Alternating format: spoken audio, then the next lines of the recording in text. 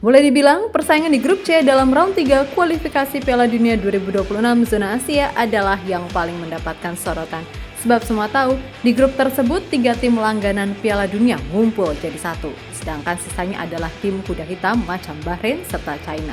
Nah, dari sisi matematika, sejatinya Indonesia memang layak disebut sebagai tim dalam tanda kutip terlemah di grup ini. Selain karena ini adalah kali pertama Indonesia lolos round 3, secara ranking Indonesia juga yang paling jauh di bawah, yakni 133. Meskipun begitu, tim-tim di grup C sepertinya memang sedikit mengabaikan hal itu. Bahkan mereka sebagaimana kita ketahui, telah menyiapkan beberapa rencana yang terbilang licik ketika menjamu Indonesia, sesuatu yang kemudian mendapatkan sorotan dari berbagai media Eropa. Karena gimana bisa tim yang secara peringkat dan pengalaman jauh di bawah bisa segitunya diwaspadai.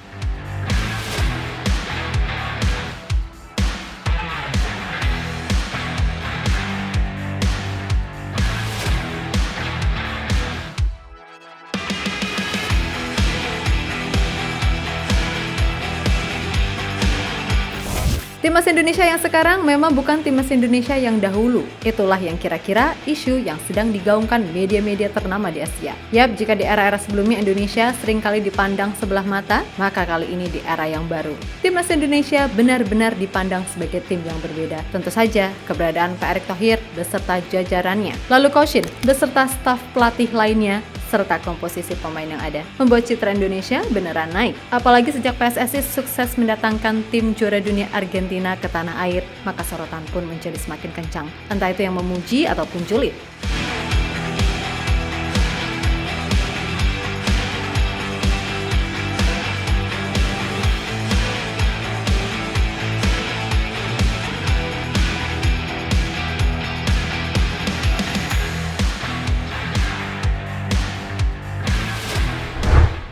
Lebih lanjut, nama timnas Indonesia benar-benar semakin diperhitungkan tak kalah mampu tampil bagus di Piala Asia. Datang dengan skuad termuda, Indonesia yang kala itu dianggap hanya akan jadi lumbung gol, nyatanya mampu lolos ke 16 besar buat pertama kalinya sepanjang sejarah. Serta selalu bisa mencetak gol di fase grup dan menyulitkan tim-tim kuat kecuali Vietnam yang berhasil kita hajar. Lalu di Piala Asia U23, Indonesia yang statusnya debutan secara luar biasa mampu tembus ke semifinal. Bahkan ketika itu Roberto Mancini sampai menyoroti 4 pemain timnas yang dirasa layak berkarir di Italia. Dan memang apa yang ditampilkan Indonesia pada akhirnya seolah-olah membuat banyak mata tertuju. Apalagi ketika Indonesia mampu lolos ke round 3. Sudah pasti sorotan itu bertambah.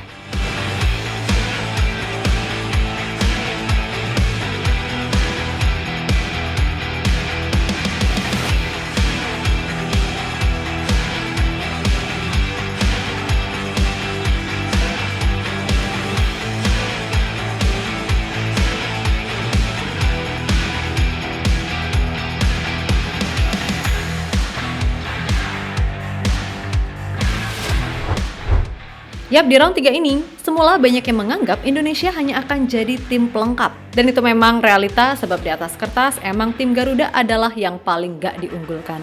Dari sisi pengalaman, statusnya debutan, lalu dari sisi ranking FIFA 133 dunia. Jadi ya, dianggap sebagai tim underdog, aslinya mah kita warga Indonesia terima-terima aja. Akan tetapi fakta yang ada, tim-tim di round 3 seolah beneran malah nganggep Indonesia ini tim yang begitu kuat, di mana mereka sampai menyiapkan sebuah trik khusus untuk mengerjai Indonesia. Seperti China yang menjamu Indonesia di kota yang jauh nan dingin seperti Qingdao, lalu Australia yang berencana melarang supporter Indonesia hadir, kemudian Arab Saudi yang menggunakan stadion bersuhu panas buat menjamu Indonesia, dan Bahrain yang berencana akan main di sore hari agar pemain Indonesia kepanasan. Intinya semuanya sama-sama akan melakukan apapun agar bisa menang di laga kandang melawan Indonesia. Mungkin dari semua tim tadi hanya Jepang yang kayaknya nggak aneh-aneh. Gak usah aneh-aneh, wong tim mereka aja udah aneh. Dalam artian adalah yang terkuat di grup ini gitu loh.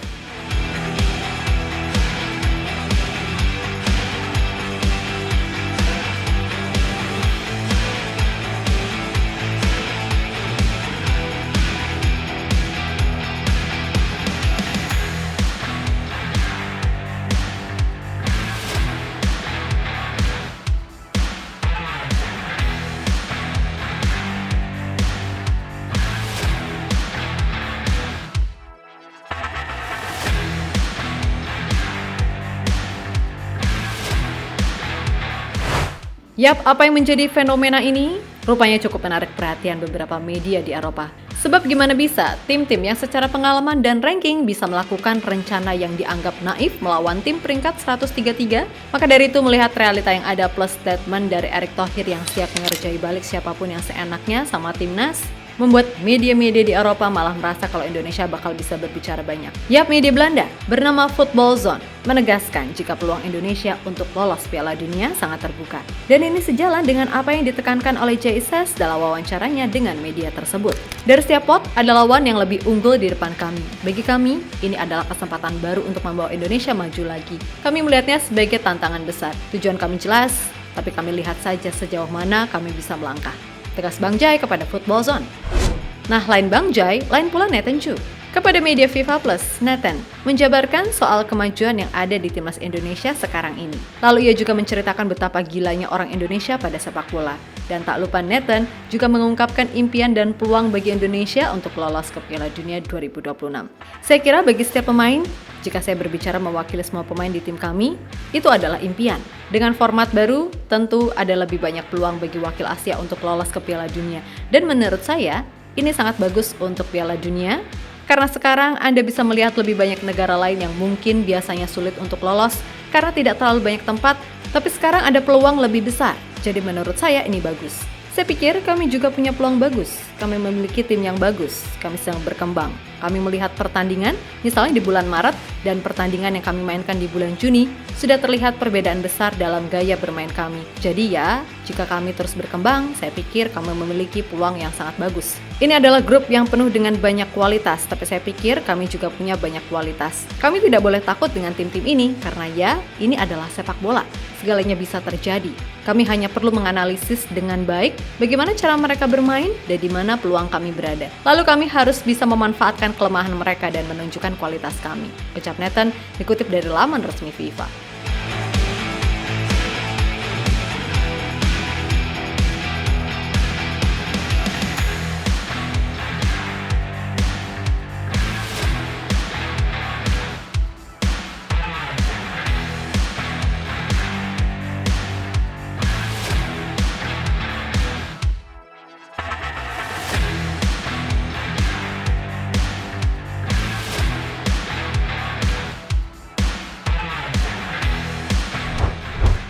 Ya, berkaca dari segala hal yang ada, sebenarnya ada benarnya juga negara-negara di grup C ini waspada dengan timnas Indonesia.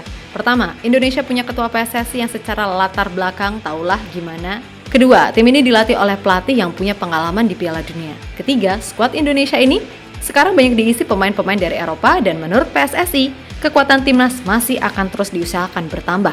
Keempat, kekompakan dan kekeluargaan di tim ini benar-benar luar biasa, sehingga yang terjadi di atas lapangan 80% semuanya udah saling mengerti. Kelima, skuad ini secara jam terbang udah oke karena sebagian besar udah tampil di laga-laga besar seperti saat melawan Argentina, Piala Asia baik senior ataupun U23 hingga kualifikasi Piala Dunia. Dan yang keenam, sudah pasti Indonesia punya barisan supporter yang militan serta banyak tersebar di mana-mana. Pokoknya, setiap Indo main, pasti di sana ada supporternya. Nah, atas dasar itulah, mungkin wajar bagi tim-tim tadi untuk setidaknya mengantisipasi segala hal yang dirasa nggak mungkin menjadi mungkin.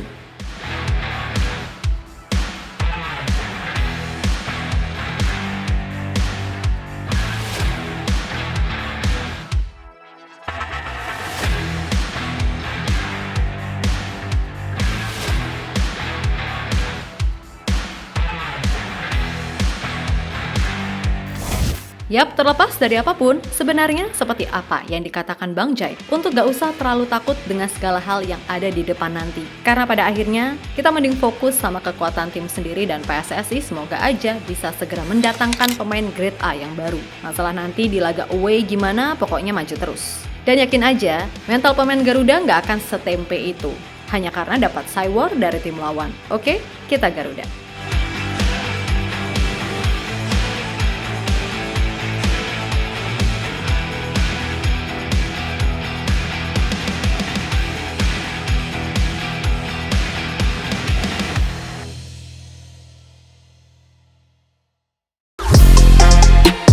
Halo, izin iklan sebentar ya guys. Jadikan ruangmu bernuansa timnas. Temukan beragam poster dinding, sepak bola dan timnas dengan desain menawan, kualitas premium dan harga yang tidak akan menguras kantong. Segera klik link Shopee di deskripsi video ini dan dukung timnas dengan sepenuh hati. Mulai dari dinding rumahmu.